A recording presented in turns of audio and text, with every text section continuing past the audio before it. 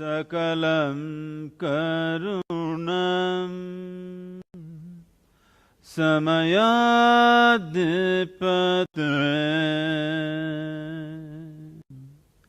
akilam karunam. Good evening. Good evening, everyone. You know, you really need to explain certain things to me today. Some of the things that have been happening here that don't make sense to me. Thank you very much, by the way, for joining us in this conversation. Let's start with the lighter of just happened there led by Sadhguru and the rest of them. What does that mean? An oil lamp, if you create a certain amount of fire, it creates… After all, the entire existence, the whole universe, including yourself and myself and everybody else, is just a play of five elements of earth, water, air, fire and space. So fire, just to get fired up. Okay. And then the chant, the 2-minute chant, and that was preceded by some motions with your hands. And this is me being curious. I'm sure there'll be a lot of other people curious about what's going on, so that we get a better understanding. Any curious people at all? Yeah? Almost everybody's curious about this. So, then the chant. What was the chant? What were you saying there? The chant is about this, birth is sweet, you know, you're born and life is on and suddenly a child is bubbling with life. It's a very sweet happening. But death is compassion. People think death is some kind of a terrible thing. I want you to imagine, suppose you can't die, what would you do? You're saying death is not a bad thing? Huh? It's not a bad thing, death? No, I'm asking you, suppose you could not die, what would you do? The best thing about life is, you will never fail because everybody shall pass.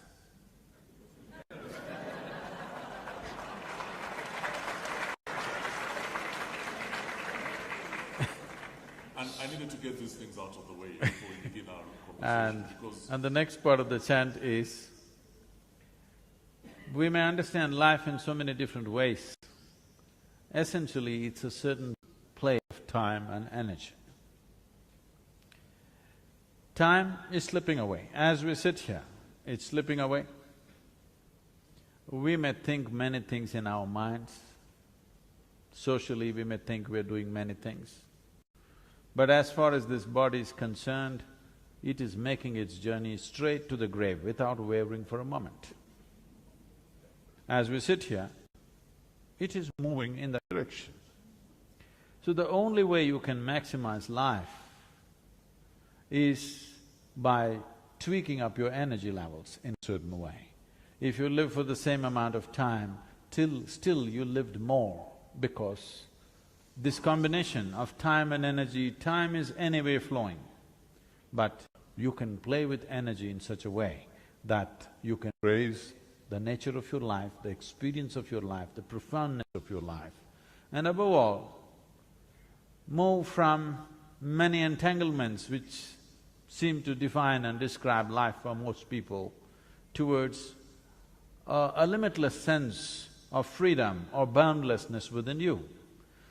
This is not because you are not bound by time, you're still bound by time, but because you have tweaked your energy in a certain way, suddenly you look like you're above that. Interesting. Sadhguru, it's an honor to talk to you, and thank you very much for making time to come to Uganda. And you know, the most obvious question that will be in many people's minds, and some of them might be here actually, is who's this guy? You know, who is he? He has a long beard, described him to some people. You're trying to, huh? No, so who's this guy?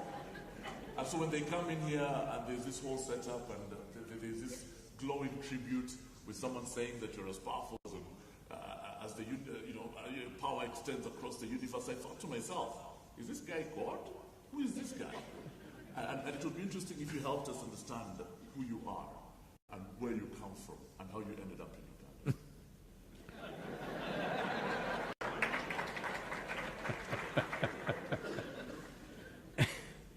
You're asking for a long story.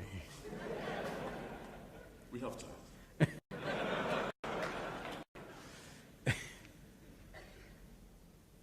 I'm just saying how to abridge the story.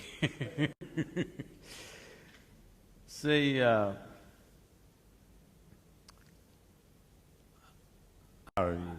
grew up being a super skeptic. Super skeptic. I have a million questions about everything. I did not identify myself with my family, nor the local religion, nor the social structures, nor the political structures, nor even the nationality of where I was born. Because I did not identify myself with anything, though I was involved with everything, I did not belong to anything, which gave me a certain freedom of looking at everything the way it is.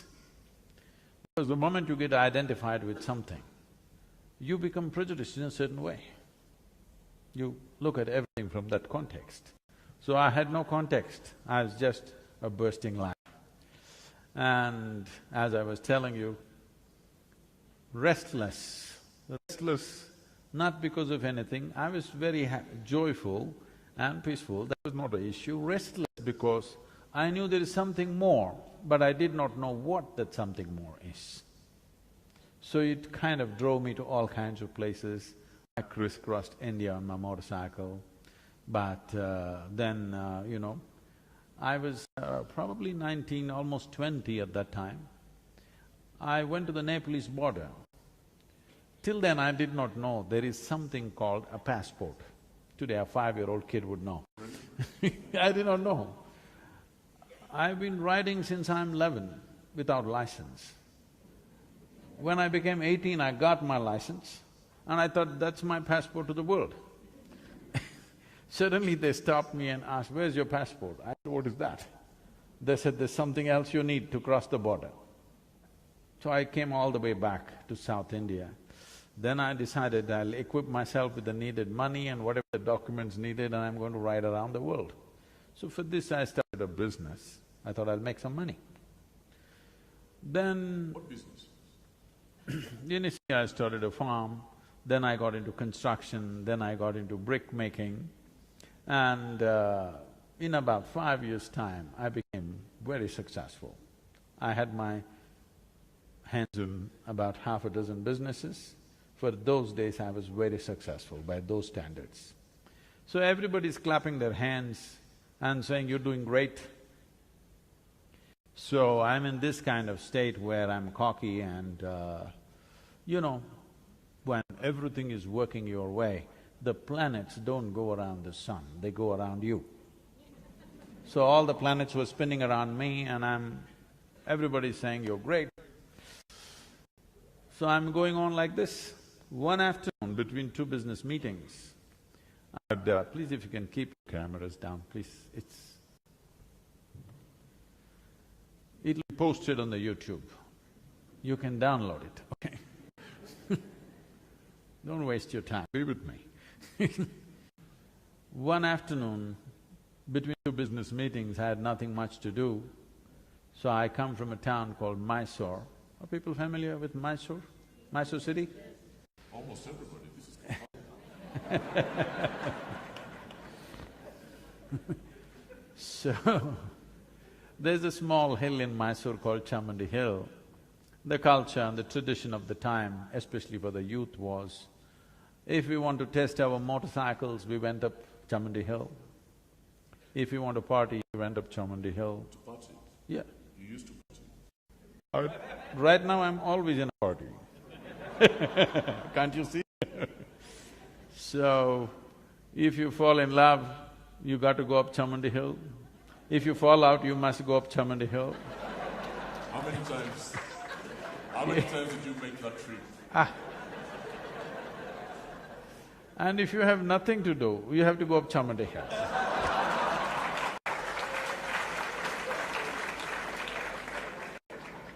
So on this afternoon, I had nothing much to do, so I rode up Chamandi Hill. I know this hill very well, I've trekked in these hills, I've camped in these hills. As a 7, 8-year-old child, why am I telling you all this? If I found 10 rupees in those days, I would just leave a note and I would vanish into the jungle. It's called theft, right? No. Broken yourself to it. Oh no, it was given to me. If I had 10 rupees, I'm gone. And from the age of 7, I earned my own pocket money right through. Never borrowed, never took any money from my parents, so don't worry about theft. The thing is, I went off into the hills. If I had enough food for 4 days, I'm gone for 4 days. They're searching all over, police complaints, looking all over the town. One thing they don't know is I'm in the jungle. Doing what? Oh, I walked around, familiarized myself with every other life. I caught a bunch of snakes, I caught all kinds of insects. I was learning life, paying attention to all kinds of life. There's more life in the jungle than in a Kampala, you know. More variety, I mean, and more numbers too. So I know this place very well, so that afternoon I went and sat up on a rock that was very familiar to me. My eyes were still open. I've been practicing yoga since 12 years of age, but that was mainly for physical prowess and mental prowess, which it definitely did give me. It did set me apart among any group of people, but I never knew there is something else to it. That afternoon I sat there, my eyes were still open. Till that moment, I thought, this is me and that is somebody.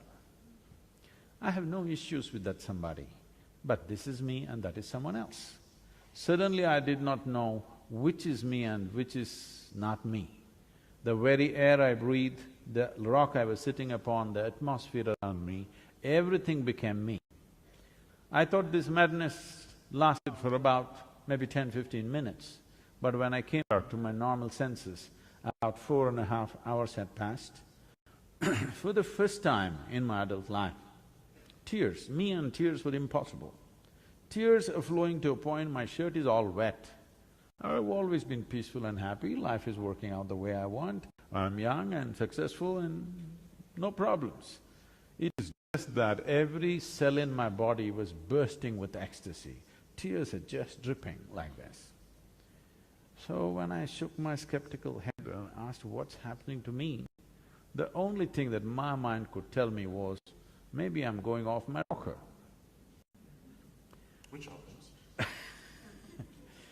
So when I spoke to the closest of my friends and tried to tell them something is happening to me, they said, the questions that came to me is only this: what did you drink, what did you do pop, you know? Why I'm saying this is, I had no context of any kind. Something was happening within me for which I had no any kind of knowledge. There was nobody around me to tell me what this is about. All I knew is, I have hit a gold mine and I don't want to lose it, because if I simply sit like this, 2 minutes, I feel it's 2 minutes, 7–8 hours have just passed away like that. Once I sat like this and I thought it's 25–30 minutes, but when I opened my eyes, 13 days gone by. You sat in one place for 13 days? Yes. I sat there only for 25–30 minutes in my experience. By the time I opened my eyes, there was a huge crowd.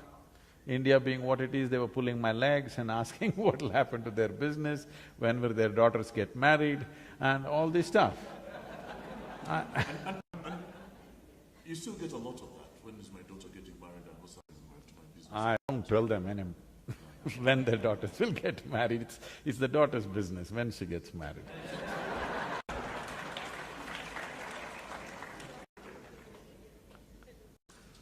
And then, that's an interesting story. It begins there, ends up in Uganda now. You're sitting down. Hey, I'm not ending up here.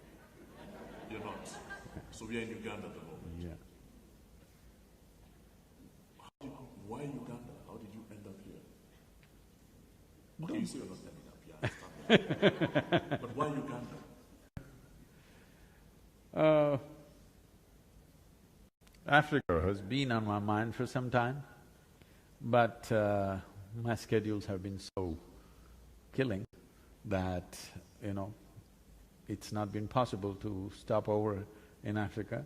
So when we thought which country, or when people started inviting us here, I always go everywhere by invitation, so the invitations here were strong. The Ambassador of India and the Mehta family and many others who have done programs, all the business magnates here, they all did their inner engineering some time ago because some of our teachers came here and taught programs.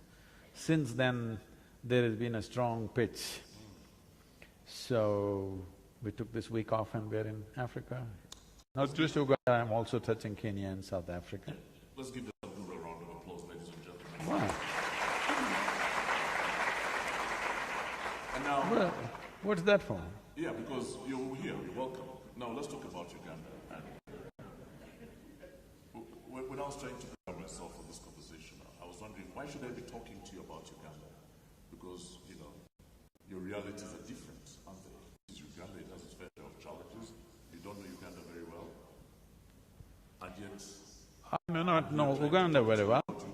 I may not know Uganda very well. I know human beings perfectly well, wherever the hell they are. Wherever they are, fundamentally they are same. It's just different cultural expressions, different languages, different styles of doing things. But fundamentally, wherever you go, human problems and human aspirations are same. What are the most common ones, do you think? Common? Most common problems or challenges that human beings face? The most fundamental problem with human beings is what they need to fix within themselves, they're trying to fix the entire world for that.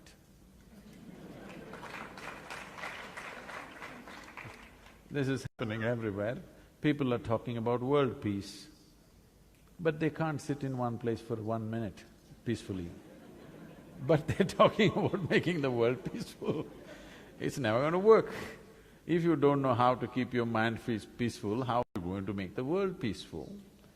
What you see in the world is just a larger manifestation of what's happening in individual minds. So, if we just want to do a political slogan, we can shout world peace and go away. But if you're truly interested, then we have to have a lifelong commitment of bringing peace to individual people. Without individual salvation, there is no universal salvation. And you make important points because, you know, Uganda is trying to transform itself. They're trying to come from where we are now, which is a country that's struggling in many respects. It's done well in many ways, but it also still has a long way to go. So it begins with the individual, doesn't it? So when you say long way to go, where do you want to go? Do you want to become another state in United States? Is that what you're aspiring for? Yeah, President Museveni would have answered that question. No. Mr. T is coming, okay.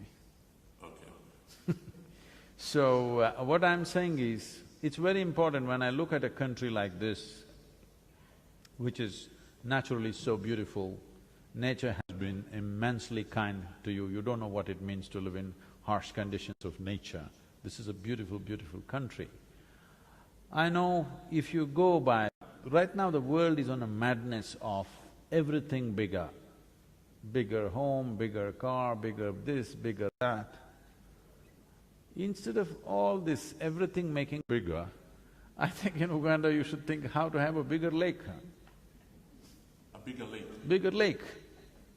That's more Because if you have all these other things bigger, your lake will shrink. This has happened. In India, we are beginning to suffer this seriously. In 1947, when we got independence, how much per capita potable water we had? Today we have only 18% of that. They're saying by 2025 we will have only 7%. This means Indians will be having bath in bottles, not in tubs. So this is where the world is going. When nature has been good to you, keeping it that way is the most important thing for the well-being of the people.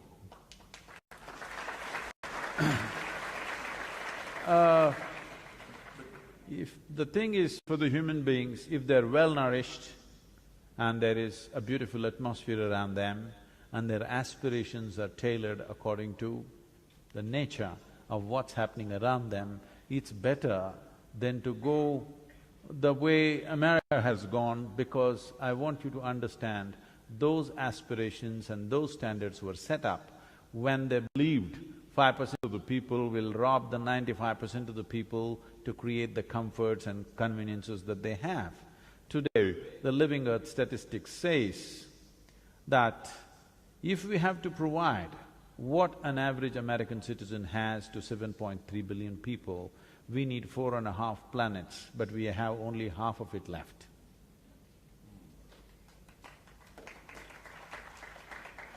And as a result of that, you say that you need to make things smaller. I don't want to be like Sudhir. I want to have a big house. I want to own Munyonyo. I want to be able to send my children to the best schools possible. How do I do that while maintaining the balance that you're talking about? So this is why in the world, if we really want to be giving a world to the next generation of people, or we want to hand over a ruin to next generation of people, this is something we have to make up our minds, because this is one of the most important responsibilities we have as a generation of people. That is, see, first of all, we need to understand, we are just baton carriers. We are just a small pop-up on this planet and we will pop out, okay? So this small pop-up lives here as if you are the last generation on the planet. No, one of the most important things in our lives is how the planet was given to us, how life was given to us, how we are. We must leave the next generation in at least one step better place than where we are. Otherwise, we have failed as a generation, there's no question about this. That is easy to say when you have food in your stomach. Yes, that's why I'm saying. Without food in your stomach, I don't care about the future generation. Yes.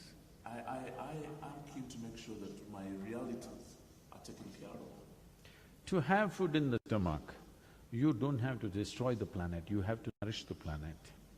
Food comes from the planet, not from the supermarket.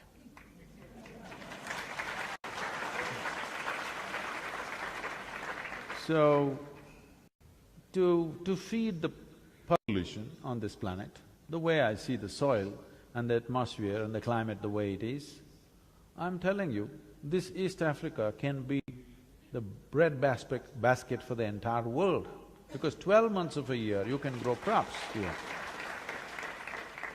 If you destroy this, you will not be able to grow food even for yourself after some time.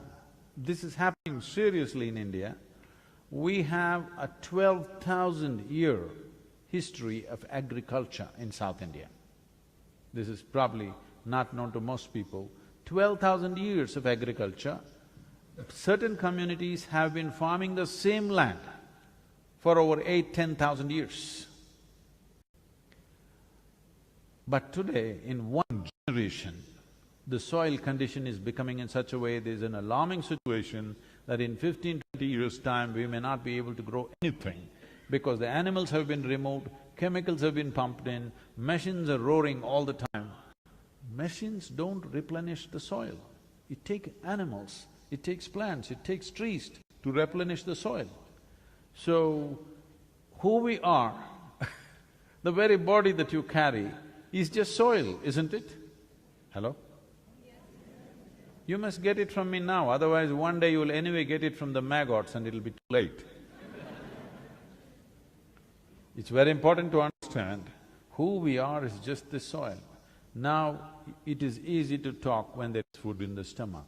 This is what I'm saying. To put food in the stomach for all the 7 billion people is not a challenge if we keep the planet in a certain way. And above all, at the beginning of 20th century, we were 1.6 billion people. Why have we become 7.3 billion people in 1 century? What's wrong with us? Irresponsible reproduction, isn't it? Now, one main reason is the life expectancy has increased on an average all across the world, which is a great thing. But when we learn to postpone death, should we also not learn to postpone birth? Does it make sense to you, I'm asking?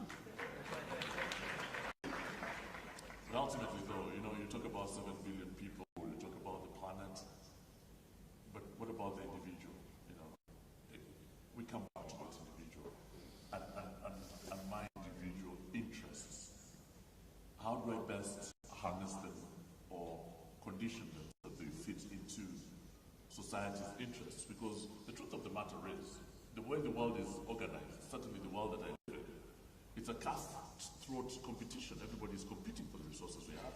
Everybody's trying to be a mentor, everybody's trying to be a Sudhir, and as a result, it becomes very difficult. So how do I, as an individual, then make sure that my contribution to society is one that benefits everybody? I know you've talked about it, but how do I do that? See, whoever you are right now, whatever you are right now, you would like to be something more than what you're right now, yes or no? Hello, I'm talking to all of you? If that something more happens, what? Something more. If that something more happens, what? Something more. So in installments, you want to go somewhere, you want to expand. So because you're going in installments, let me hasten you up a little bit, and I will make you the king or queen of this planet. Don't look at me hopefully. Do I look like someone who will commit such a blunder? If I make you the king or queen of this planet, will you be fulfilled, I'm asking you? You will look at the stars. So there is something within a human being which is longing to expand. Because right now, you are so limited in your identity with your biology, with your physicality. Because of this, you're trying to expand physically. Physical expansion means, if it finds a very basic physical, biological expression, this is called sexuality. If you find an emotional expression, this will be called love. What all these things mean is, something that is not you, you're trying to make it a part of yourself. If it's a physical process, it's called sexuality. If it's an emotional process, it's called love. If it's a mental process, it gets labeled as greed or ambition or conquest or simply shopping. These are all different ways to make something which is not a part of you, part of yourself in some way. But if it finds a conscious expression, it's called yoga. That's why we are here, sir. Yoga, and in that you say that the body is the ultimate form of technology. Now that's next, but right now, your identity is so much with your physicality, you're trying to expand physically. Because you're trying to expand physically, you will see it doesn't matter. If you get the solar system in your hands, you will not be fulfilled. If you get a galaxy, you will look for other galaxies. Because what a human being is looking for is not more.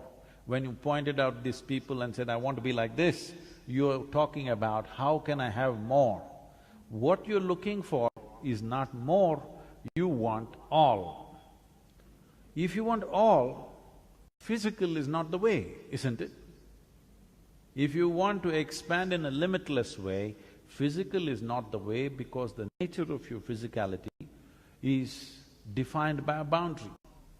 We can call this physical body only because it has a boundary. If you remove all these boundaries, it is no more a physical thing. Physicality is always defined by a boundary, but there is something within you longing to become boundless.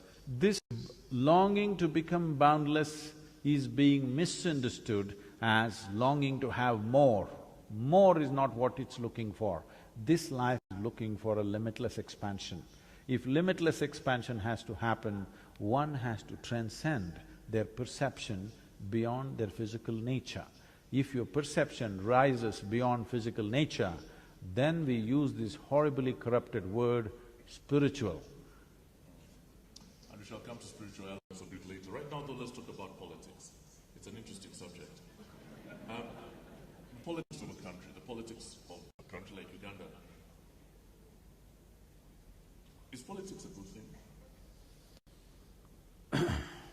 Say, when we say politics, what we are talking about, how to govern a nation.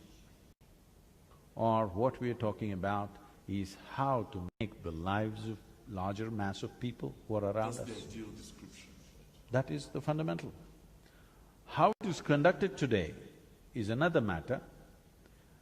That is because of variety of things, because we chose democracy.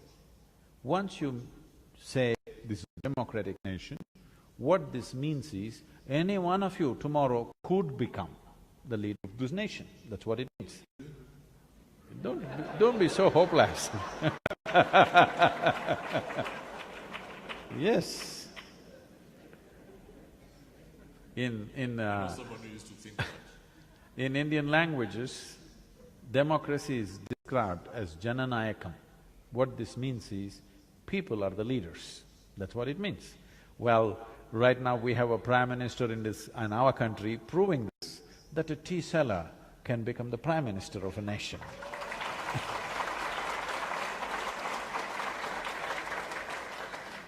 So, anybody could become. Only thing is, you have to learn to work the system. And That you need to do, that you need to do. And the goddamn system is too convoluted in so many ways, because we must understand, even if for 100 years we are practicing democracy, it is new. In human mind, it is still new. Most people, I'm telling you, most people in the world are still looking up to somebody like a king. Because democracy is a functional reality only when each individual is having a considered vote. But in most countries, it is committed vote already, based on religion, caste, creed, tribes. It's a committed vote. Once it's a committed vote, it is feudalism in the guise of democracy. It is not just in, Asian countries or African countries. For example, if you go to America, people say, my grandfather was a Republican, my father was a Republican, I'm a Republican. I'm saying it's a committed vote, there is no consideration. Otherwise, how could… How do you describe a good leader? Do you know, as a matter of fact, I'd like you to do that with an example of a leader who you consider is a good one, and describe the traits, the elements that make him a good leader. See, a leader in a democratic society means, because his powers are limited and his duration… Did you say his powers are limited? They're limited. It is not like being a king or a dictator where he can do what he wants. Even if he's well-intentioned, his powers are limited because you have to convince… I don't know how many members of parliament and stuff you have here. In India, for example, you have to convince these 542 people, oh my God. Uganda, it's about 480. Okay. You're getting that. So, by the time you convince these 500 people to think in one direction, 5 years are over.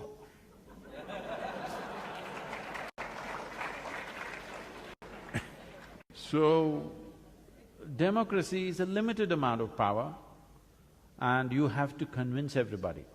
Should be able to inspire the population to rise above their personal needs and work for the national need, which is not simple. It's a very complex process. And in a democratic process, for a leader to come to that place, the very process of democracy is such, it's an obligatory process. By the time he reaches there, he or she reaches there, they're so super obligated to various, people who supported them. When they come there, they are supposed to take care of all these people. That's what is called corruption by other people. They're just paying back. Is corruption a bad thing? Is corruption bad? Corruption essentially means, for me, that your self-interest has risen above the larger interest for which you're standing up. That's what most politicians do. Their self-interest rises above the interest of the whole. I think that would be a very unfair judgment on all politicians. It's not a good thing to say. I know a whole lot of them are like that, but not all, fortunately. Fortunately, not all. Okay. I'll accept that. But so corruption, some say it's a system of rule, others say it's an accelerator, others say it's not a bad thing, it's redistribution of wealth. What do you think it is? There are other ways to redistribute wealth, but what has happened is, let me talk about corruption in India because I don't know what variety you have here.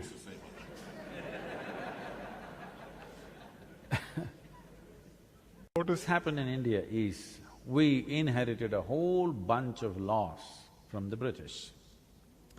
And they were all so ambiguously made, probably by intent. When I look at many of those things, these are intentionally ambiguous, so that if I want to pick you up, I can anyway pick you up for some reason or no reason. Because the law is so ambiguous, whichever way you walk on the street, you're committing a crime. Okay? It's designed in such a way, if I want to fix you, there is some law, because you're not doing anything, that's a crime, you're doing something, that's a crime. Somewhere there is some law for every citizen is committing some crime. It's the same here. So the laws are so ambiguous. Particularly, I've been talking to the lawmakers about the business laws. The laws are so ambiguous, without corrupt people, business won't happen.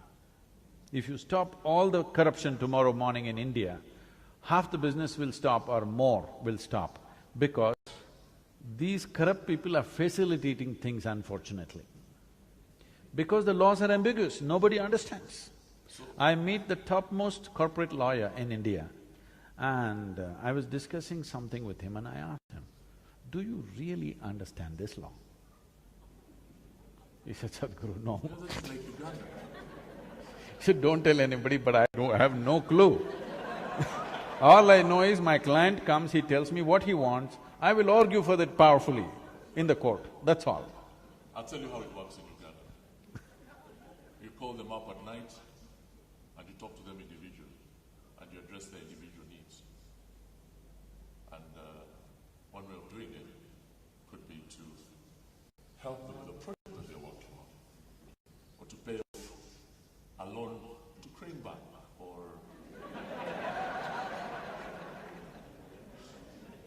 or, you know, I'm sure that's the same thing that happens in India, isn't it?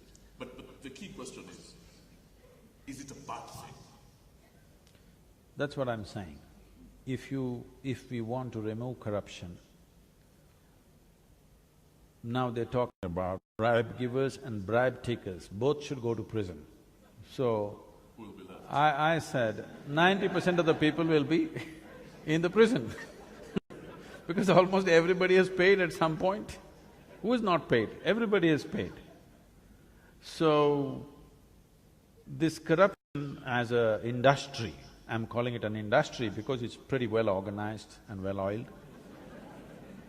This corruption as an industry has thrived because nations have not invested enough in taking away the ambiguity in law. Clearly everybody knows where they stand. Now, if I'm doing my business and I know my law properly, you come and ask for money, I'm not going to pay you. Now you come, I don't know what kind of loss you got. I'm doing my business, I'm doing my best, but you come and if I don't pay you, I don't know whether you're going to just fine me or handcuff me and take me, I don't really know. We could talk about politics and corruption all day, but I'm very keen to talk about…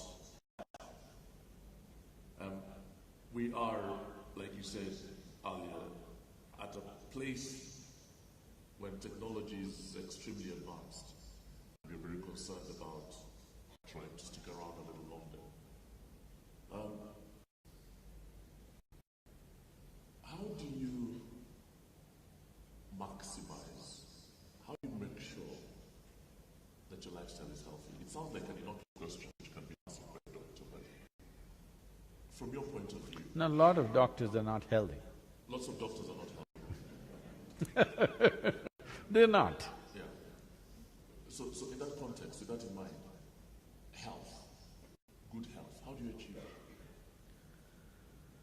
it? See, there are many ways to look at this. One fundamental way, the most fundamental way in which yoga looks at health is like this. This body as a composition of things is made up like this. It is 72% water, 12% earth, 6% air, 4% fire, remain is space. Akash it's called. Now, if you manage one element, that is water, 72% of your health and well-being is taken care of. There are two kinds of health issues. One is infectious, another is chronic. Infectious means it's an invasion from an external organism, for which you need a doctor. If you get an infection, you need chemical warfare. But 70% of the ailments on the planet are self-help. That is, they grow their own pet project within themselves. Because they've never paid attention to how the body functions, what is the nature of my existence. No attention has been paid, they're living by accident, so their being healthy or unhealthy also is by accident. When we say health, it is just that medically if someone says you have no ailment, it does not mean you're healthy. When you wake up in the morning, are you feeling alive and bouncy or not? It is a certain sense of wholeness. The word health comes from the word whole. You must have a certain sense of wholeness of body, mind, energy and the fundamental nature of your existence. If all these things are in alignment, now when you wake up in the morning, you feel like you're just born. If this happens to you, that means you're healthy. You may not be medically certified healthy, unhealthy, but still you may not be healthy because this is not health. Health means there is a certain sense of wholeness. All ingredients have fallen together properly and it's alive. If this has to happen, one thing is, there is a most fundamental process in yogic system called as bhuta shuddhi. That is, you start taking charge of the elements within the system. If you control the elements in the system, if you master the elements in the system, health is not even an issue. I can show you thousands of people who walked out of their chronic ailments without any treatment. We don't give them any treatment, just align your system in a certain way, this settles. Another way of looking at health is question of alignment. Every physical object in the universe, including your body, has a certain geometry to it. All physicality has a geometry to it. If the geometry arrives at a certain state of perfection, everything functions smoothly. If the geometry is little disaligned, everything becomes frictious. So what people are learning in the form of physical forms of yoga is not exercise, it is not stretching, it is not about having abs. It is about understanding the geometry of your existence. Today there is a theory in the scientific community which is called as the constructional theory. What they're trying to say is the design, the fundamental design of the atom and the cosmos is essentially same. We've been saying this for thousands of years, anda, pindanda, both are same. Because the way the amoeba is made and the way you are made, essentially the design is same. Complexity and sophistication has multiplied many times over, but fundamentally it is the same design. If it's the same design, getting the geometry of your body right in alignment with a larger geometry is important. If you get this geometry, then suddenly you find everything is happening smoothly within you, everything is in alignment, there is no friction. The functioning of any machine, the efficiency of any machine is just a question of how friction-free it is. If there is friction, the machine is inefficient. If there is no friction, it is functioning well, it lasts longer, it is a joy to have that machine, otherwise it's a misery to have that machine. That's a very interesting point. I'm now coming to one of my final sessions. Does anybody have any questions at all? If you do, please put your hands up because I'd like to identify you. There are a few questions, there are a few hands going up at this point. But right now, I want to talk about love. I want to talk about marriage. I want to talk about family. You decide which one, love or marriage or… Oh, that's interesting. That's very interesting because that was again the context in which I was looking at it. marriage and love not importantly, not necessarily tied together? See, love is something that happens within you. Marriage is something that you do in the society with somebody. They're two different things, I'm saying. There may be love in your marriage, but there cannot be marriage in your love. That's actually true. When we say love, we're always thinking love means with somebody. I love this person, I love that person, I love that person. No, I want you to look at this carefully. Love is something that happens within you. When your emotion comes to a certain sweetness, then you say, I'm in love. That with whom are you in love? You are just using the other person as a key to open up a certain dimension within you. I always thought that, actually. But what I'm telling you right now is, why are you using a key when there is no lock? So, the choice is just this. All the things which are most significant for you in your life, you being peaceful, joyful, loving, blissful, these are important for you? These things, would you want them to be on push-start or self-start? You know, in 50s if you bought a car, along with that you need two people. Morning push-start. Early 60s, crank-start, one person would do. Now everything is on self-start. So, things that truly matter to you in your life, your joy, your peacefulness, your love, your blissfulness, everything about you that is beautiful about you, would you want to put it on self-start or push-start? Self-start. So if you're loving, this is not about anybody. If somebody is here, you can express. Nobody's here, you can sit here lovingly. I want you to watch what I'm about to do right now, Sadhguru. How many Indian Ugandans are in here today? Indian Ugandans, put up your hands, please. That's all. Indian Ugandans. Okay, how many black Ugandans are here, African Ugandans? Yeah, I knew you were checking, look at… Okay, how many… Can we just see the Indian Ugandans again? I think there are more than those hands that I saw up go up. Right. So how many of the Indian Ugandans have been in a relationship with an African Ugandan?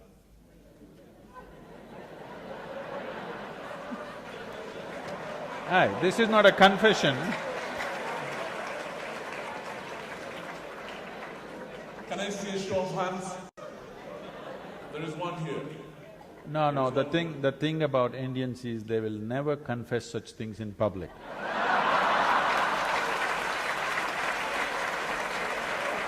Okay. In that case, then let me rephrase my question. How many Indian Ugandans here know an Indian Ugandan that has been in some sort of relationship with an African Ugandan? Okay, so there are more hands going up. How many black Ugandans or African Ugandans have been in a relationship with an Indian Ugandan? And there's such a small percentage, 0.01%. Where find an Indian and fall in love. My point is, Sadhguru, and I need to report to you this, I need to report this to you. Indians just don't let us near their daughters. That is not just for Ugandans, they won't let even Indians get close to their daughters.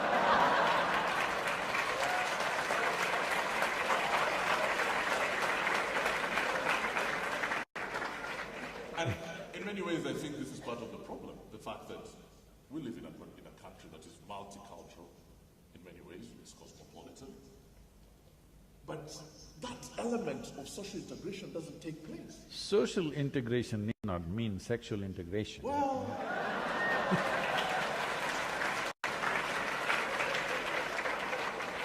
Now, first of all, let me define that word relationship. Why is relationship always of the body? So, probably for most Indians, and I'm sure it's true for many Ugandans, we have You can tell me who you're aiming at, then I can…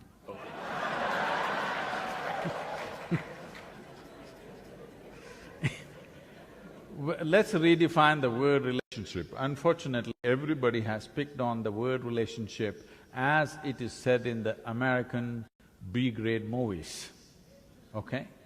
A relationship is of many kinds. We hold various kinds of relationship with people, and maybe one relationship is of the body, rest may have nothing to do with the body, but we have very intimate and close relationships with people where our bodies are not involved. So we can be friends, but I can't marry your daughter? You can maybe marry if you pass the test, but you want to just take her for 2 days, that's not allowed. But my bigger point is, and I beg to belabor this because I think it's very important. I wonder, and please correct me if I'm wrong, if, for example, the Indian community in Uganda has done enough to integrate into the greater part, into Uganda. And because don't you think surely, where I come from, when you get married, you're bringing on another family, you become a little more cohesive, you become friendlier, you become warmer, you create a better understanding. Isn't this something, the cultural hybridity that results, isn't this something that the country would benefit from? Yes, but the Indian problem is if they marry a Ugandan girl, can she make dokla tomorrow? She can learn. It's not that simple.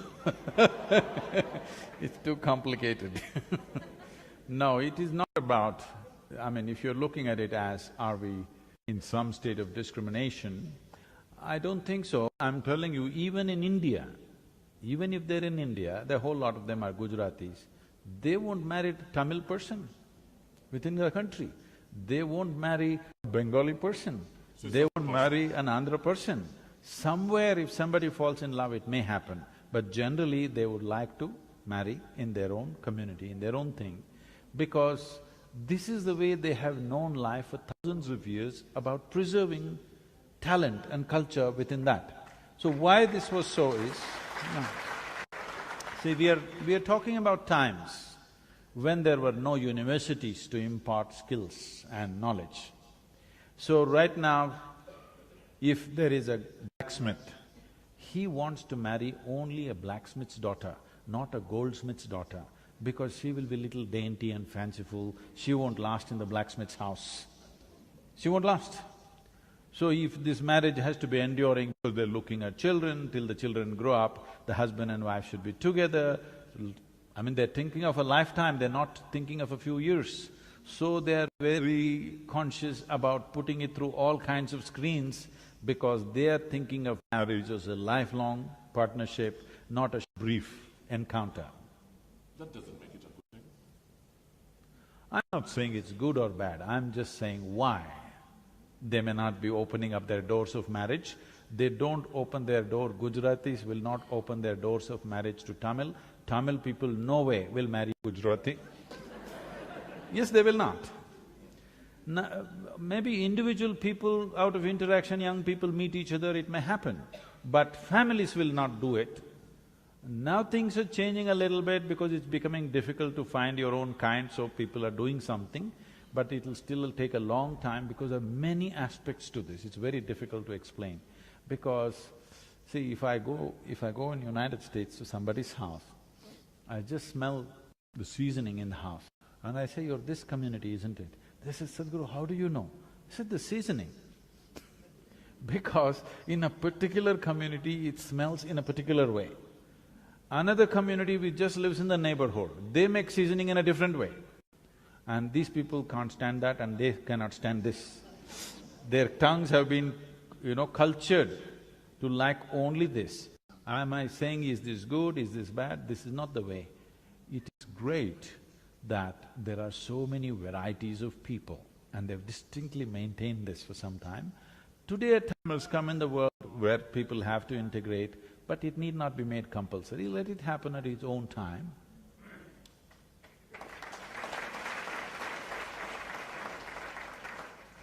I've stopped chasing her now. I'm going to ask you one of my last questions. I'll open up to the floor, and if you have questions, please put it up. Put up your hands and we'll come to you. You know what my favorite quote of yours is? I didn't know I was your favorite. Now, I'm getting little… Yeah, you said it this morning. Because you said you stopped chasing her. Yeah, right. And now you're saying I'm your favorite. By the way, you're introducing a very interesting subject. No. I shall not go there. But you said this morning that bullshit can get you there, but it won't keep you there. Yeah. In the context of destiny, in the context of trying to get to where we're going, how do we make sure that we're doing the right thing and that when we get there, we're going to stay there? And I must explain that statement made by following a story, and there was a story behind it. It wasn't just an independent statement. Say, when we say destiny, when we say life, life is in the way you experience it, not in the content of life. It is in the context of life, the way it happens within you. You may be sitting under a tree and blissed out. You may be sitting in a palace and be depressed. Possible or no? So the quality of life and the destiny of your life is the way it happens within you. What the world throws at you is not always your choice.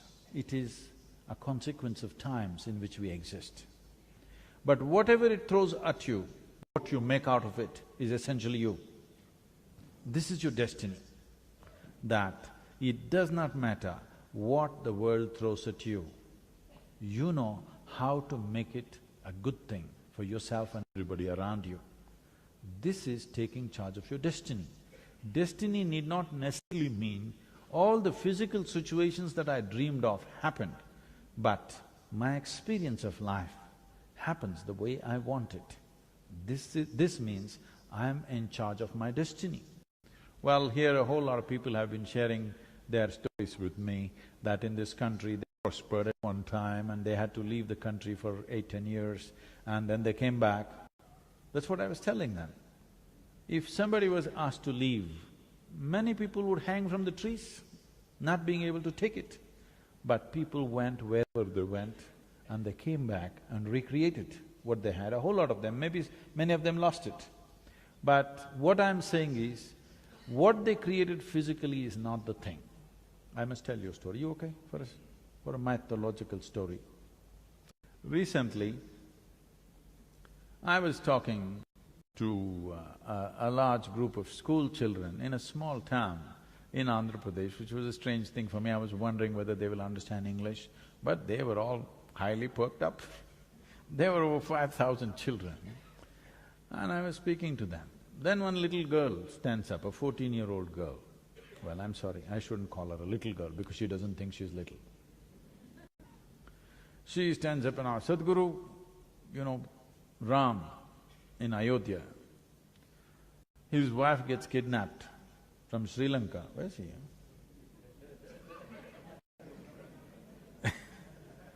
Why are you pointing at Mr. Kannada? Because he's Sri Lankan, he kidnapped. Oh.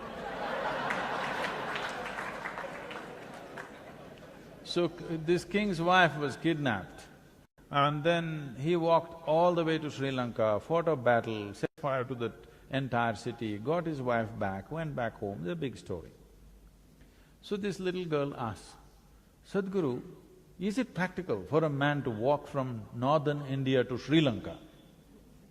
Is this just a story or is this real? Then I look at her and say, see, you're still a little girl. one day you will get a man of your own. When you get this man, suppose you got lost somewhere, would you want a man who will walk all the way, or who will think this is not practical and find solution in the neighborhood? Well, she knows she wants a man who will walk all the way. That she knows. Now, if you know, many of them are Ram worshippers, they worship Ram. If you look at Ram's life, it's a continuous disaster. Yes, he is a king because of some political reasons, he goes off into the jungle with his newly married wife. She is a princess, not trained to live in the jungle. Seeing their plight, his brother, leaves his wife and children and travels with him to support him in the jungle. It's a disaster. I know you might have seen some movie where Sita doing that in the forest. No, you do one thing, just by yourself you go and live in a forest for 3 months. You will see what will happen to you. It's another game altogether. So then she's there and this guy comes and kidnaps her and takes her to Sri Lanka. And then he goes, fights the battle, brings her back, again some political situation, she is pregnant, and at that time he again takes her and leaves her in the jungle all by herself. And no sonogram, so he doesn't know whether it's a boy or a girl or boys or girls. She delivers twins, 2 boys, he doesn't know. Children grow up in the jungle, then unknowingly he fights a battle with his own children. He could have easily killed his own children, it was very close. Suppose unknowingly you killed your own children. Do you need a bigger disaster in your life, I'm asking? It's the worst kind of disaster, isn't it? It almost happened, fortunately he could not kill them. But then she died in the jungle, he never ever got to see her again.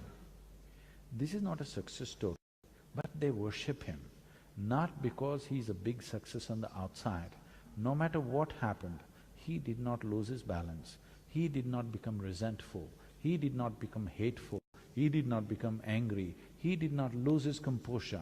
No matter what life threw at him, he maintained who he is.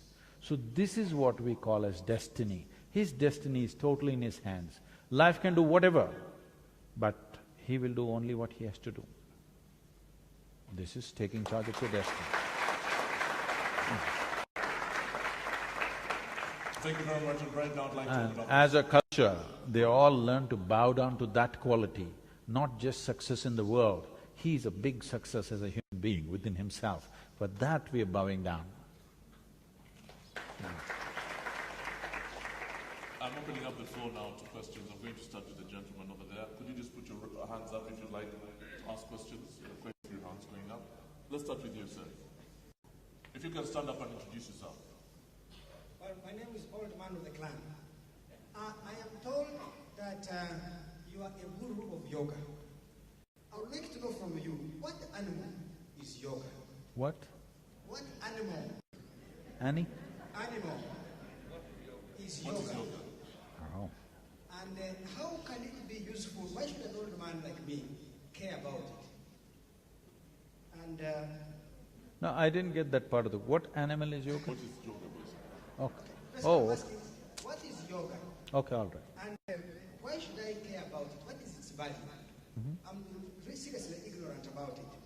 The second question is, what is the purpose of life? How do I know that purpose?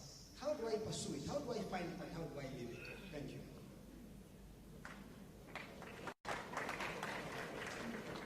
It seems to be a popular question, huh? His name is Andrew Mwenda, not the one. Huh? His name is Andrew Mwenda.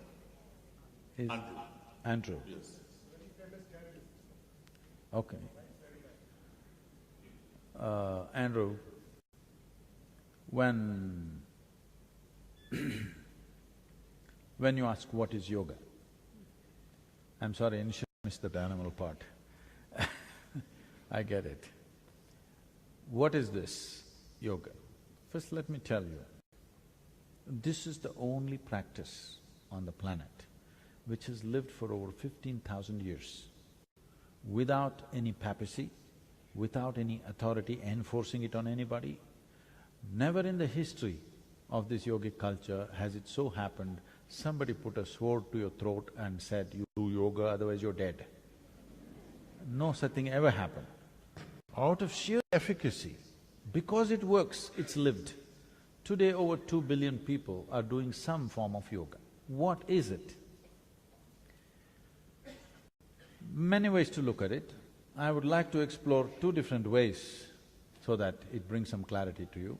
One thing is, you agree with me that this human mechanism, which you call as myself right now,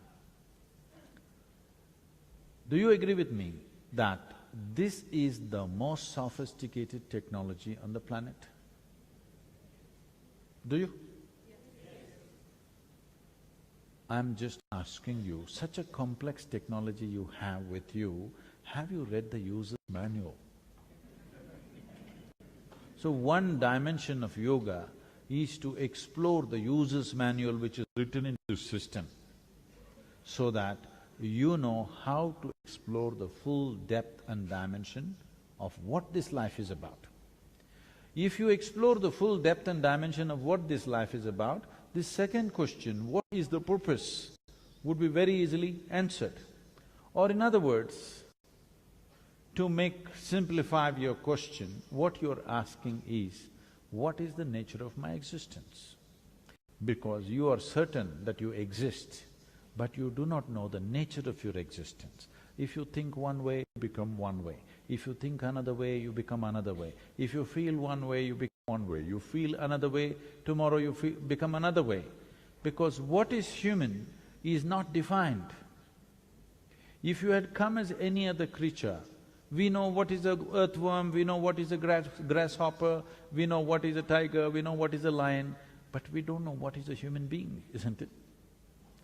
Being human beings, you don't know what is a human being because nature has left a certain freedom for you.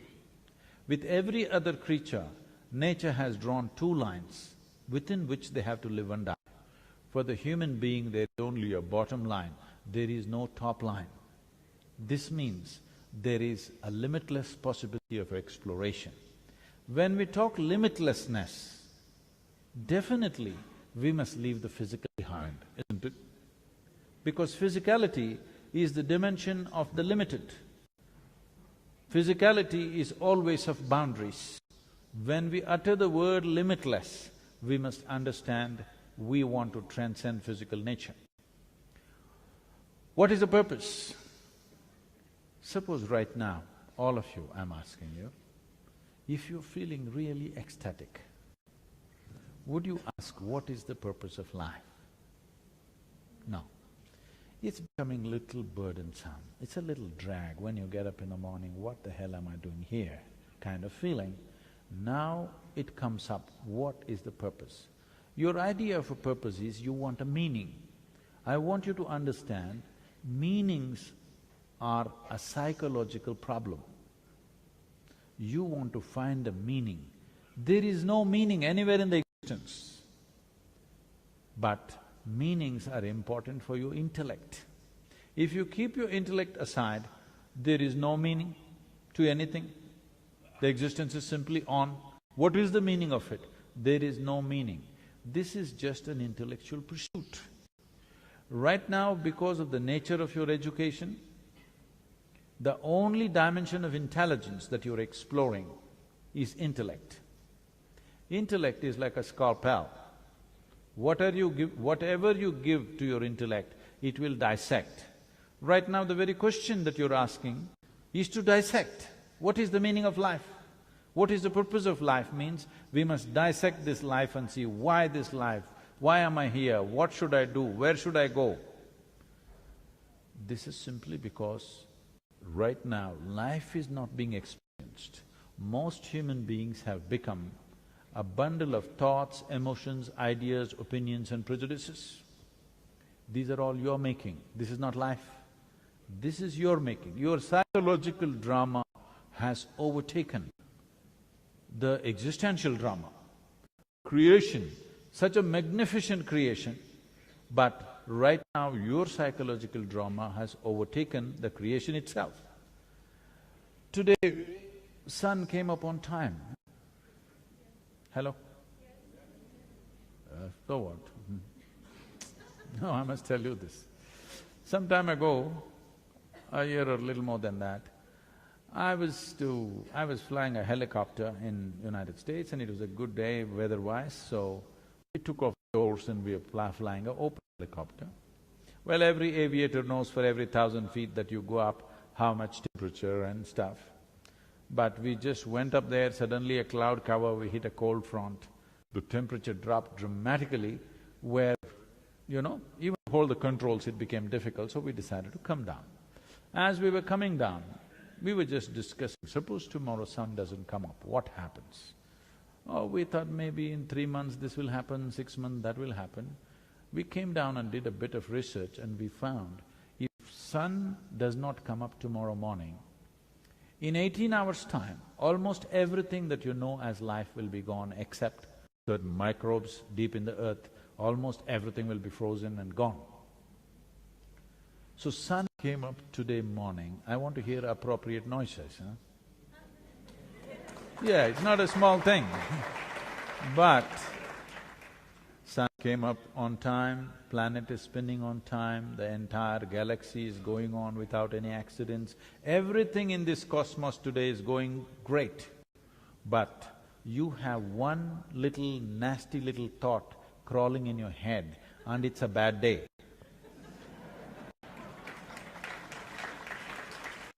So, when your intellect overtakes your experiential dimension, then you will start thinking, what is the purpose of life? Because life is a purpose unto itself.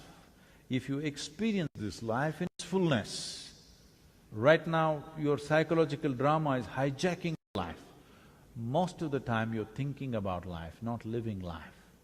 I want you to go back to the greatest experience in your life, whatever was the most exhilarating experience in your life. Suppose right now you were in that moment, would you ask me, what is the purpose of life? The moment you ask this question, immediately people will come up with these God-given purposes that everybody has. The moment whenever I have seen, whenever someone says, God told me this, you can be very sure a disaster is unfolding. Yes, whenever people spoke these words, disasters were unfolding around them. So, I want you to just look at this. First of all, this convoluted idea has been taught to human beings that existence is human-centric. No, this solar system is a speck in this cosmos. Tomorrow morning if this speck vanishes, nobody will miss it, believe me. In this tiny speck of a solar system, planet Earth is a microspeck. In that microspeck, Kampala is a super microspeck. In that you are a big man. Now, this is not a simple problem. Right. Thank you very much for that. Any more questions? Any more questions? Let me take the question from the lady here. We need to tell him about the animal, the zoo of yoga. Yes, the zoo of yoga. Yeah. Another dimension of yoga is this. As you sit here, this is me, that's you, distinctly clear, isn't it? No confusion between you and the person sitting next to you. 100% it's clear, this is me, this is somebody else. But you are inhaling and exhaling. What you exhale, somebody may be inhaling, what they exhale, you are inhaling. At least what you exhale, the trees are inhaling, what the trees exhale, you are inhaling. If you stop this transaction because you thought you're too much of a solid state, this is the end of you. This is not just in respiration. This is happening even in your subatomic particle level, that there is a transaction going on with the entire existence. I want you to just look at the reality we are in.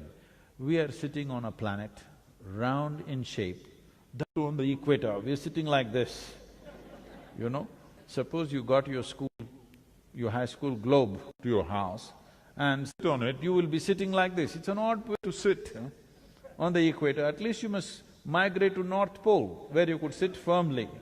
You're sitting like this and the damn planet is spinning, and in the middle of nowhere, you don't know where it begins, where it ends. Here we are sitting here and thinking, what is the purpose of life?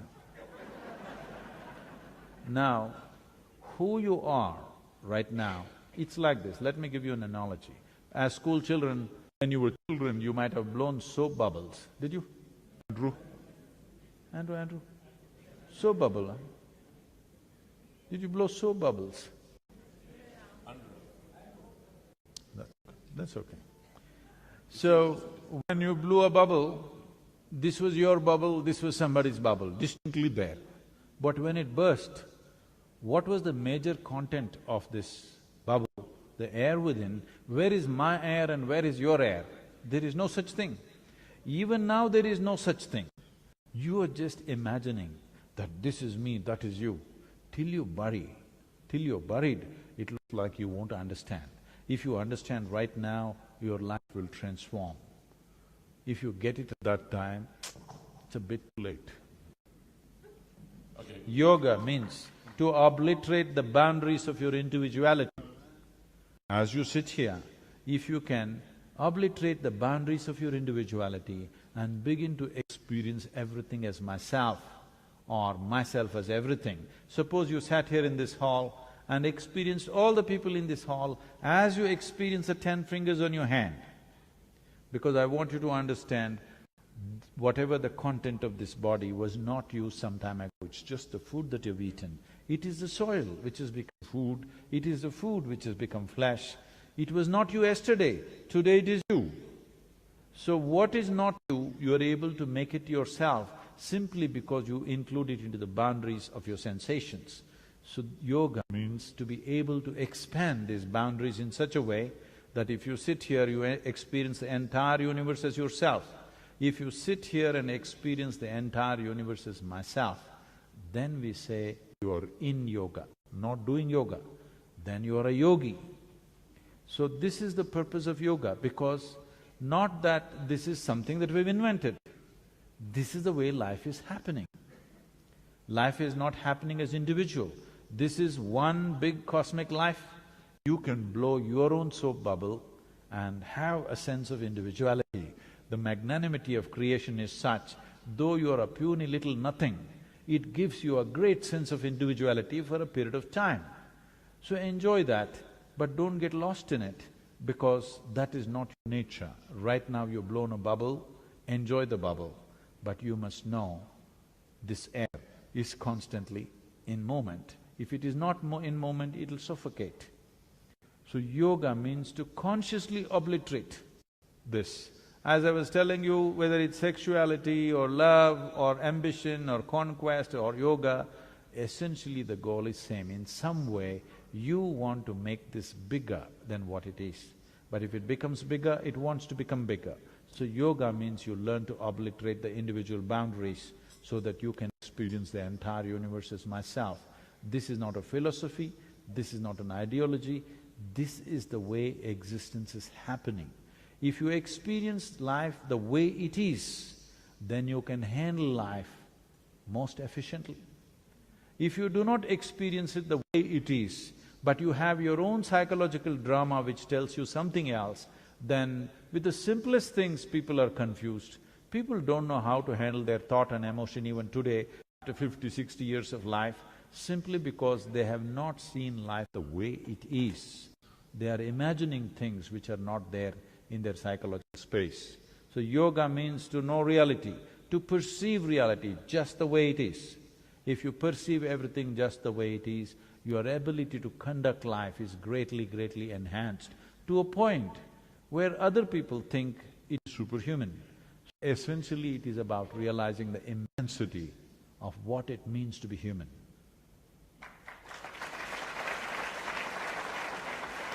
I'm sorry. We still have a few minutes left. There are very many hands going up at the moment. So let's keep going. Can I see the hands up again, please? Lots of hands. Mukesh, would you like to ask a question?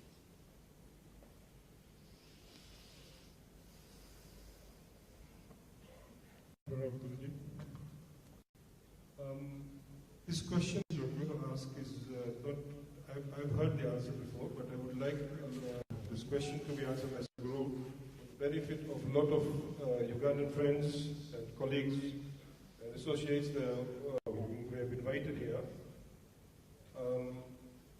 Because during the time of passing invitations, many of them point blank declined. So this is, yoga is to do with Hinduism. So Sadhguru, if you can please explain, is yoga specific to a belief system or a particular religion? Thank you. A friend of mine actually told me when I invited him over that I'm a follower of Christ, so I can't come. So that's an important question Mukesh is asking. So, for the followers of Christ, let me say something. He said many things, or today people say he said many things, but some things we are sure he said, rest of it we don't know. On the way there are entrepreneurs, you know. But the important thing about his life is, he talked about taking people to another dimension of life, which he referred to as Kingdom of God. Everybody thought it's up there. People gathered, let me say, people gathered.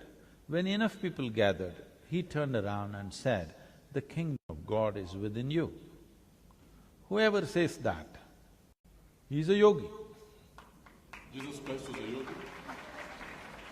I am not saying anything, I am saying whoever says the ultimate nature of the existence is within you is a yogi.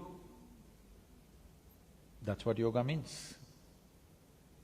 So, what he said, what he did not say, I have not made a study of it, I do not know, but people have been telling me this is what he said. If he said this, he must be a yogi, because unless you're in that experience of inclusiveness, you wouldn't say that. He definitely did not read a yoga text. He must have experienced. I was gonna say that, yeah, maybe he didn't read it. He did not read that. It is from an inner experience that he's saying it's within you. If he says it's within you, this means he's a yogi. So what kind of a yogi he is? Well, he's Middle Eastern, so he's of a certain kind, he speaks the language of the time and the area. Whoever came anytime, in India, thousands of yogis came. The reason why thousands came is, this land developed a certain discipline that if somebody talks about dimensions beyond our experience, we should never persecute them. This discipline they brought into the culture. Because of this, every generation produced thousands of enlightened beings, everybody saying their own thing in their own way, but ultimately talking about the same reality. But in this part of the world or wherever he came, he stood out because generally persecution was the way. Apart from organized religion, if anything else was said, he would be dead. That's a normal thing. Well, it happened to him also, anyway. It happened to him also, a horrible way of ending his life. Even today, I see when I go to certain countries, I'm not abusing anybody, I'm just asking a few questions. If I ask a few questions, in some countries they stand up and tell me, you will leave this country head first. That means horizontal, that's what they mean. I tell them, everywhere I go, I always go head first. You also should learn this, head first. Now, about this yoga being Hindu, it's like this. This is a profound understanding of human mechanism. If you say yoga is Hindu, gravity must be Jewish. The word Hindu means this. There is a Himalayan range in the northern part of India. In the south, there is an Indian Ocean. This is called Himalaya, this was called Indusagara. Hindu means the land that lies between the Himalayan ranges and this Indian Ocean was called Hindu. This culture prospered and flourished for over 5,000 to 6,000 years, undisturbed by invasions, undisturbed by other wild tribes which are outside. So people slowly developed reverence to these two geographical features because they knew their well-being was mainly because of these Himalayan ranges and the ocean which protected them. So they called the land Hindu to start with. Later on they called themselves Hindu.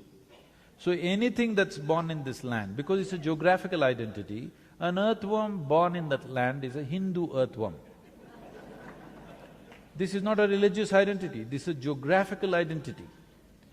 Like right now, a lion born in Africa is called an African lion.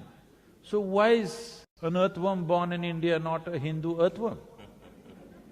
But somewhere along the way, when external forces came, they had a religion of their own, they had a god of their own, they had a book of their own. We didn't have any because we were not believers at any time in history. Even today, India is not a land of believers, it is a land of seekers. The highest value is not God in India even today, if you do not know. The highest value is mukti, which means liberation or freedom. Freedom is the highest value. God has never been the highest value. We know the technologies of God-making. We made 33 million gods and goddesses.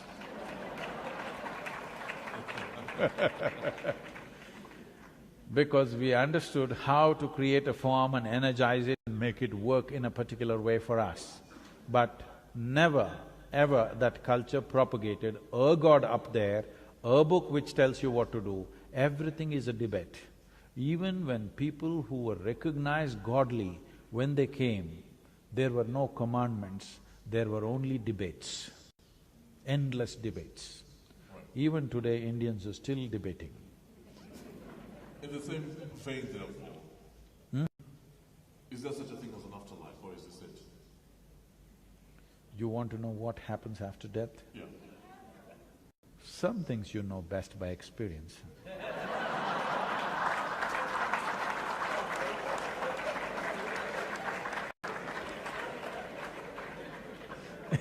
So you want me to dive faster than find out? No.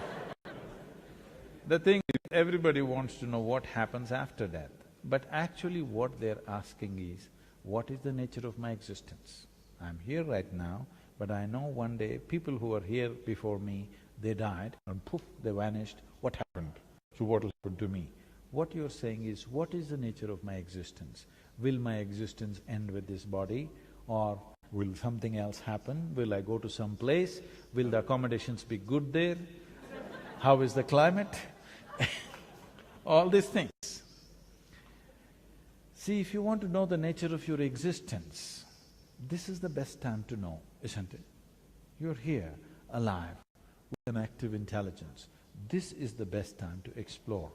Another dimension of yoga is this, not by dogma, not by theory, not by belief, but by systems of exploration.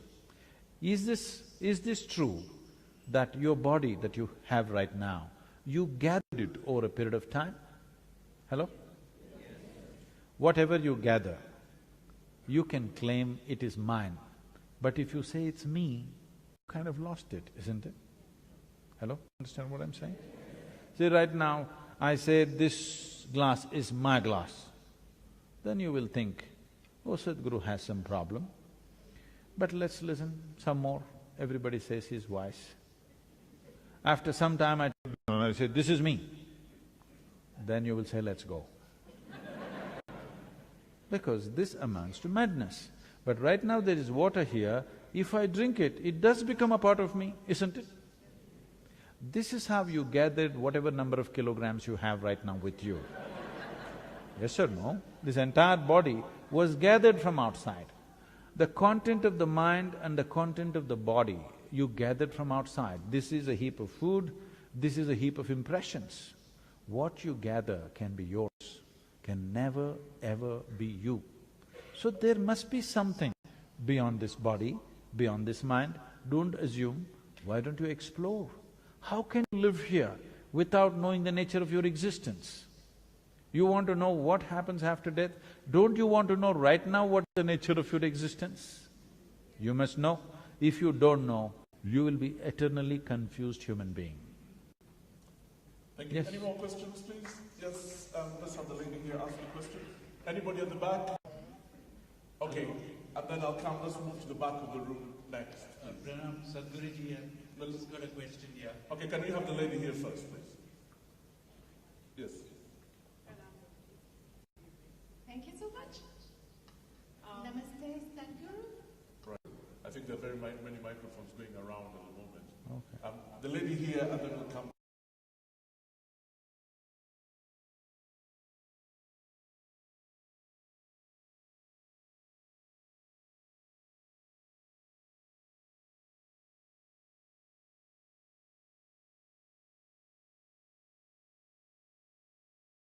I wish I could tell you briefly, but I want you to tell me briefly about it. Ubuntu, of course, is the fact that we are all human beings and we are all we are all one, basically. Oh, you're talking about yoga? What do you call that? Undu? Ubuntu. Huh? Ubuntu. That's yoga. Yes. But the difference may be, in yoga, we have systems and methods through which we can experience, we can bring you to an experience of undu, the methodology. But right now you may have a philosophy of oneness, but you don't have a method. The thing is to teach a scientific process through which you can come to that state of what you call as Ubuntu. Guruji, how Ubuntu has been explained to me is essentially, I am who I am because of who we all are. So I'm a reflection of Alan and Alan is a reflection of Oh, no, no, Not to no. look at No, no, no. I wouldn't take that seriously. So Guruji, can we take it to Vasudeva Kutumbakam somehow? No, no, no, no, no. Between Ubuntu and Vasudeva Kutumbakam, do you think there is See, any commonality? do not try to reduce everything into your slogan. This is a dangerous process. Yes. But the interconnectedness of humans. Thank you very much. Before you answer that question, can I have the lady that stood up and then the gentleman, please? I'd like to have as many female voices in here. And then, yeah, what's your name and what's your question? Okay, so Namaste, Sadhguru. My name is Rochelle Patanda, and I'm a storyteller. You talked about the body's ability to heal itself, and I heard this question in mind. It's about the Kundalini. Now, can you ignite the Kundalini to heal the healthy body of diseases? And would you encourage somebody with really complicated illnesses, like heart disease, to ignite their Kundalini to heal themselves? Thank you. Are you Ugandan? Yes, I'm Ugandan. I'm of Engo clan. She's a Muganda, she's from my tribe. But what she just talked about, I have no idea about.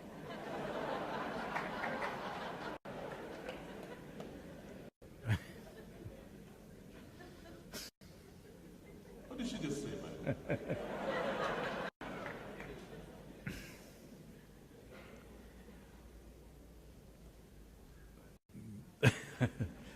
This is… the thing is, the Indian languages have an elaborate vocabulary to describe different dimensions that function within you.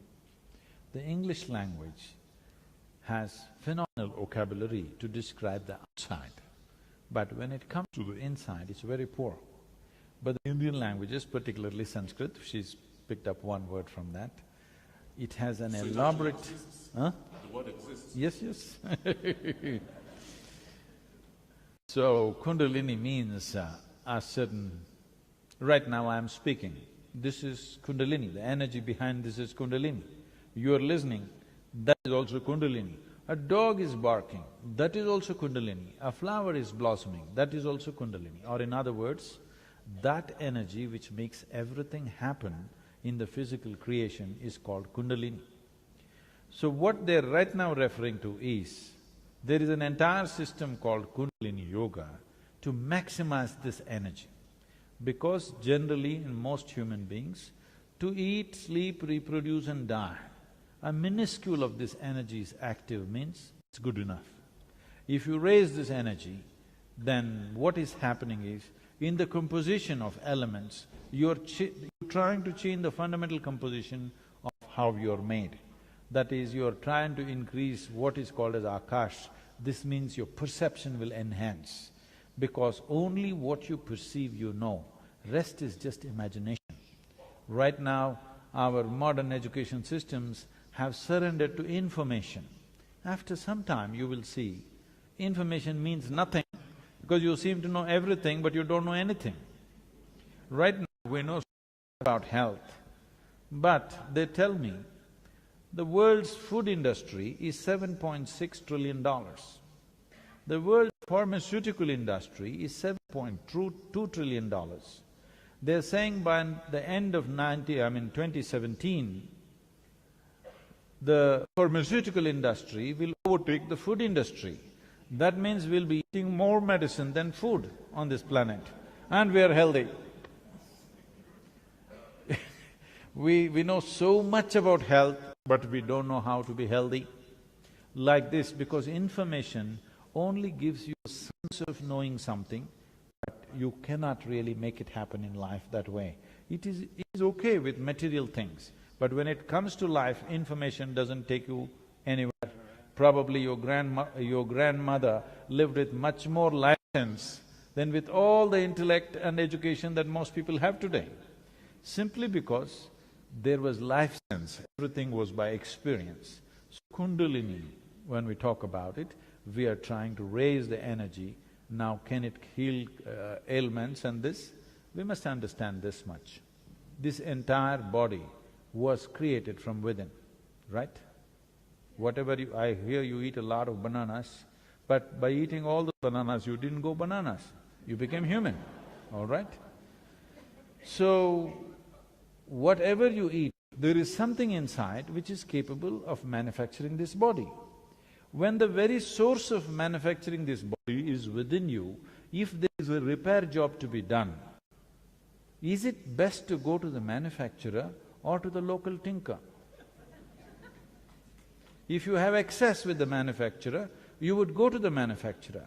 If you've lost excess, you will go to the local tinker. I saw they're building a huge Toyota showroom and a repair shop. So if you have excess, you will go to the Toyota showroom when you have a Toyota. Otherwise, you will go to the local guy who fixes everything with a hammer. And, you know, that's just one type of yoga, isn't it? How many types of yoga exist, and how do I know which one is right? On a certain day, 4 people were walking in the forest.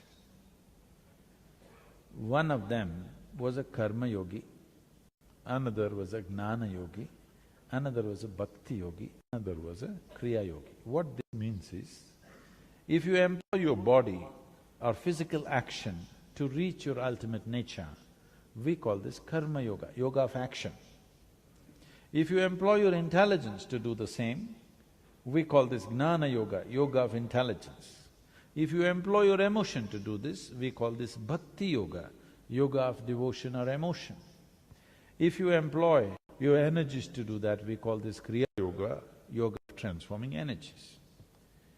So these 4 men were walking together. Usually these 4 people will be never found together because they cannot get along. Because a man with the yoga of intelligence has a very sharp intellect.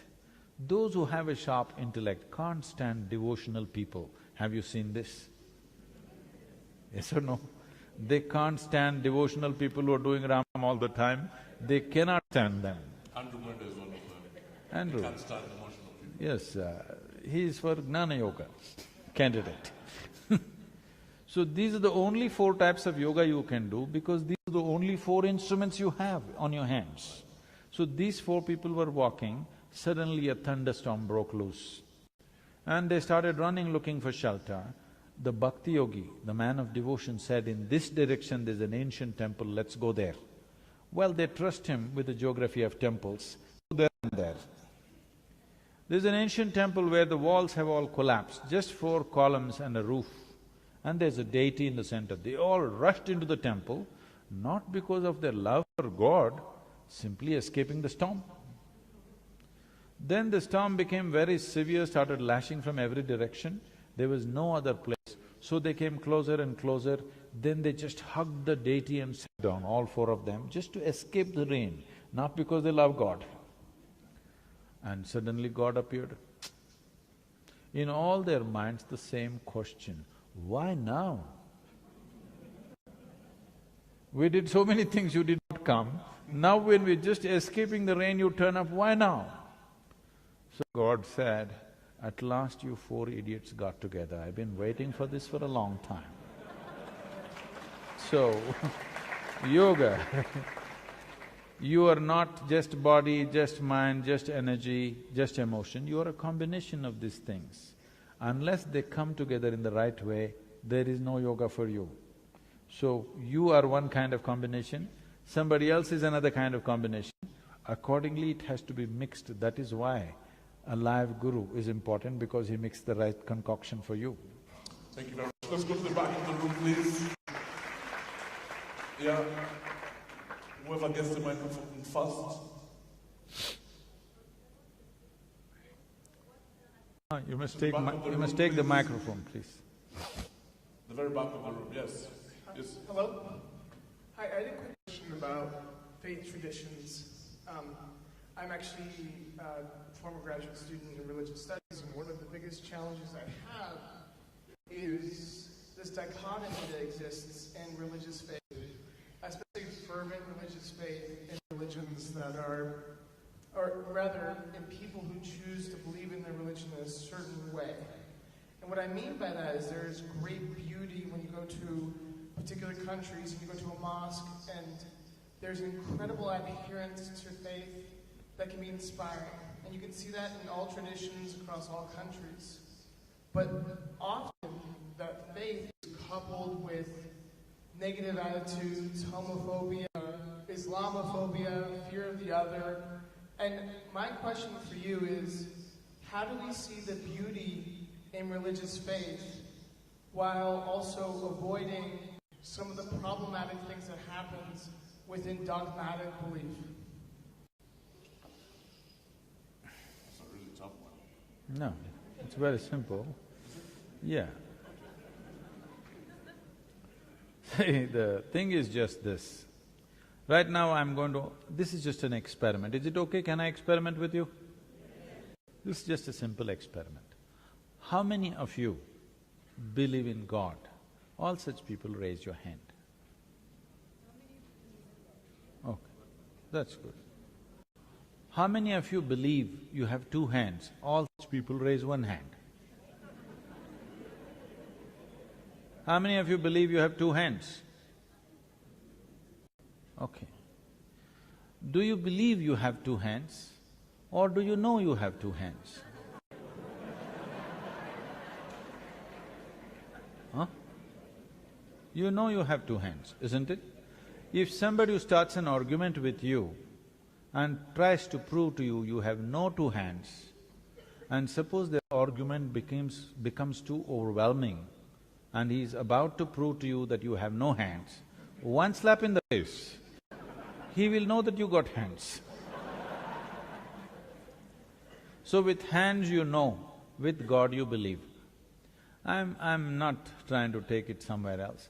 I just want you to understand, belief essentially comes still because humanity has not become sincere enough to come to this, what I know, what I do not know, I do not know. Yes? Everything that you do not know, you must believe, because belief gives you confidence. This is the biggest disaster on the planet, confidence without clarity. What you need is clarity about life, not confidence. If you cannot see, right now I want to walk through you, all right? But my vision is not clear, but I'm a very confident man. I'm going to walk through you, but I can't see properly. Am I a disaster or no? If I can't see properly, I must at least go gently. I cannot see properly, please help me through this. If you do not have clarity, at least you must have hesitation about what you're doing. You have no clarity but you have confidence is a disaster. Humanity has suffered immensely for this. Maximum amount of bloodshed, maximum amount of hatred, things have happened like this. I want you to know this. People may be projecting it this way, that the fight in the world is between good and bad. Like you also tried to describe there's good part, there's bad part. The fight is not between good and evil. The fight is always between one man's belief and another man's belief. Why is it? Why is it we cannot come to a place that we can admit what I do not know as I do not know? What is the problem? You will have a much more sincere, straighter world. Once you realize I do not know, the longing to know, the seeking to know cannot be put down. It is the nature of human intelligence. If you do not know something, you will want to know it. Now we're talking about… see, you're not talking about God, you're not talking about heaven. You're always talking about the nature of your existence, isn't it? Who the hell are you? How did you happen? This is the question. Because you have no answers, you're inventing all kinds of things and believing it. It may give you confidence, it may bring you together with people, you may sing, you may dance, but you will also fight because it is invariably bound to happen. For the last 2,000–3,000 years, you have seen how many wars have happened.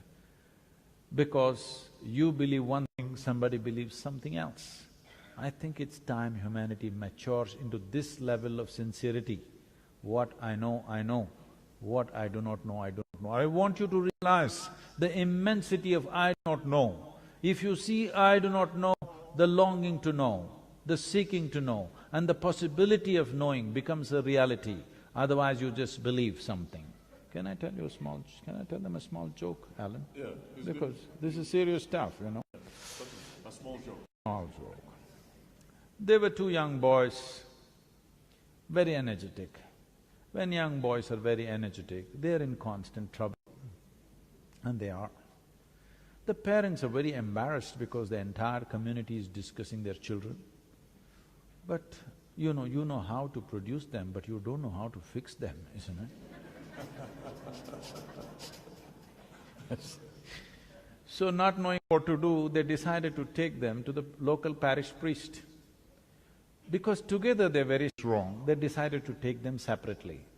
So they took the younger boy first, made him sit down in the priest's office, and the parents left. The priest walked in with his long robes, and he walked up and down. You know, it needs some drama, otherwise these things don't work. So he walked up and down with a grave face. The boy sat there and did the ping-pong act, looking at the priest. And the priest worked up a strategy. If I remind this boy that God is within him, all his mischief will go. This is always the problem. People who have never raised children, they have fantastic ideas. Those who have raised children, they know none of your goddamn ideas will work. If you have the commitment, if you have the love and commitment, you can wait out the problems. But you don't know how to fix the problems of your children, isn't it? So anyway, he came up with this strategy, and suddenly in mid-stride he stopped, and with a booming voice he asked, "Where is God?" The boy looked bewildered. He looked all over because he must be somewhere in the priest's office. Then the priest saw he's not getting the point. Then he leaned on the table, pointing at the little boy. He's giving him a clue, God is within you. "Where is God?" The boy looked even more bewildered and looked under the table. Then the priest saw he's not getting it. So he walked around, came close to the boy, tapping on the little boy's chest. He's giving a clear clue where God is. Tapping on his chest, he asked, "Where is God?" The boy got up and bolted out of the room. He ran to the place where the elder brother was, and he said, "We're in real trouble." The elder brother asked, "Why? What happened?" He said, "They have lost their God and they think we did it."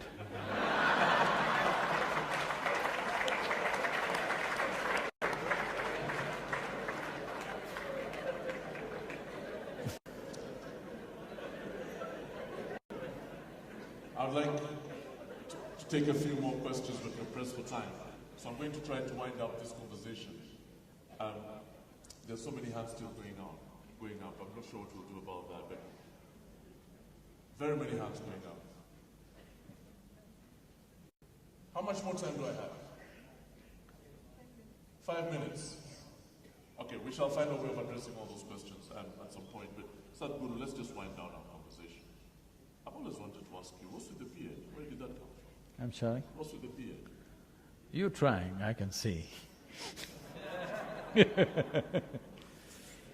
I thought everybody knew about this. This is something that grows on every man. Those who removed it, you must ask them, why did you remove it? Why are you asking me? I did nothing about it.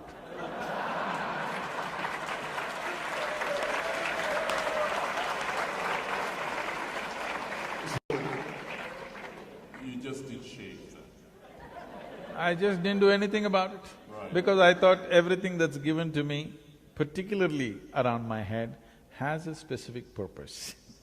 So I should grow my beard as well? You can try. You're trying, I can see. Okay, that answers that.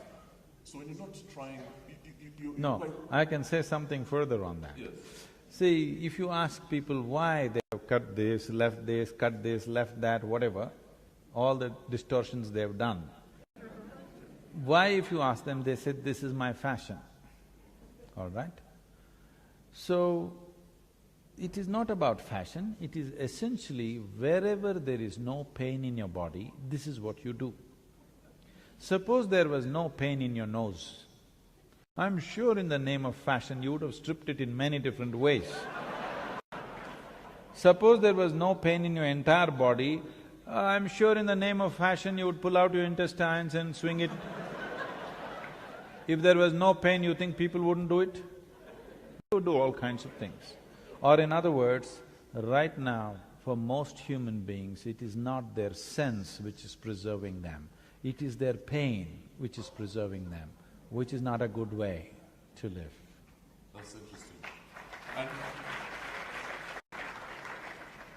when you're not offering this amazing wisdom and insight, you're riding motorbikes and riding fast cars. What's the fastest you've ever driven by? 342. 342 kilometers an hour. What were you trying to do? Kill yourself? No. I'm not a foolish driver, I'm a good driver. And I know that you love Indian classical music. What other music do you listen to? Do you listen to Lady Gaga, hip-hop, or… There was a time when rock and roll was everything. My parents were steeped in classical music, but we hated it, the children, me and my brother.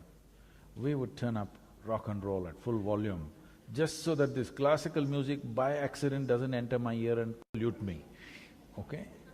This is how I was. But it happened to me, I became meditative over a period of time.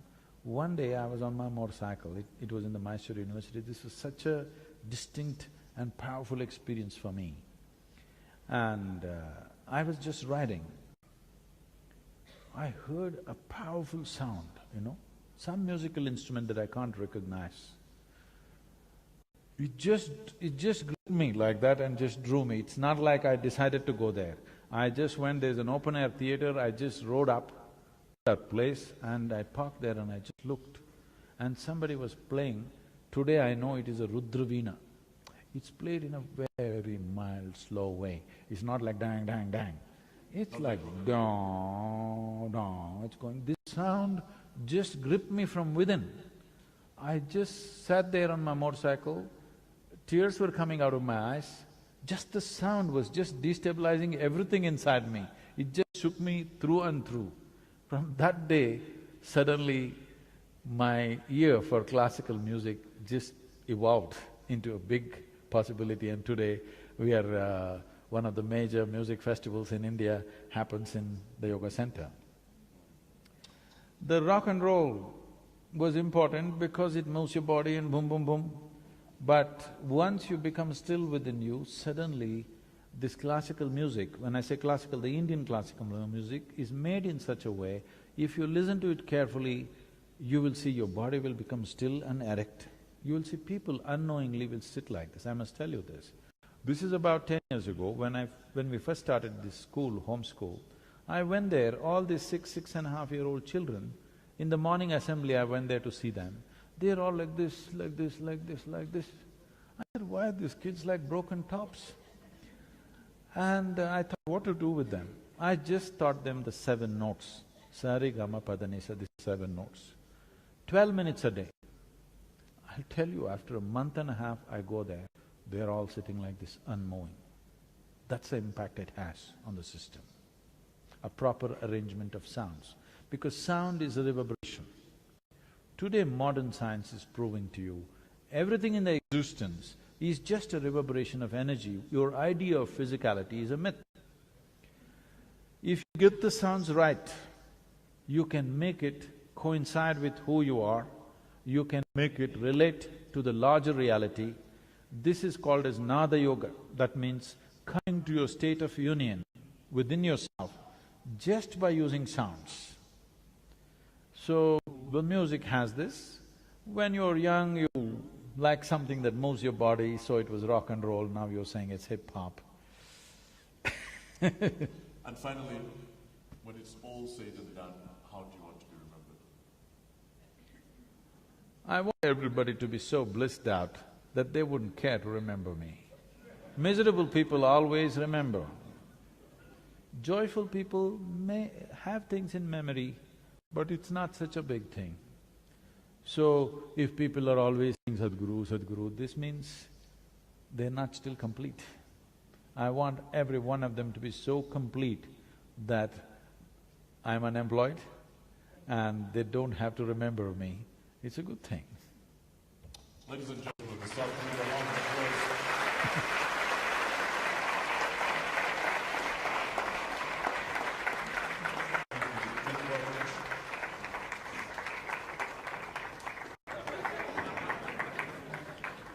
And I've got to say thank you very much for being such an amazing audience. And apologies to the people whose questions we couldn't take today. And the Sadhguru will be conducting, will give you a little more information in a few moments about how one can interact with the Sadhguru. Again, my name is Kasujja, and thank you very much. Thank you.